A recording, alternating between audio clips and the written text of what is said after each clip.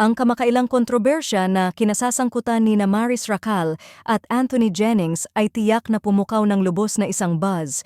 Lumabas ang issue ng ibahagi ng ex-girlfriend ni Anthony na si Jamela Villanueva sa social media ang mga screenshot ng intimate conversations ni Maris at Anthony. Inakusahan ni Jamela ang dalawa na may affair habang magkasama pa sila ni Anthony. Ang mga pag-uusap ay nagsiwalat ng ilang mga flirtatious at nagpapahiwatig ng mga palitan sa pagitan ng Maris at Anthony na humantong sa maraming mga online memes at talakayan tungkol sa privacy ng data. Ang mga pagsisiwalat ni Jamela ay nagbunsod ng isang debate kung ang pagbabahagi ng naturang mga pribadong mensahe ay lumalabag sa batas sa privacy ng data. As of now, hindi pa rin nasasagot ni Maris at Anthony sa publiko ang mga alegasyon.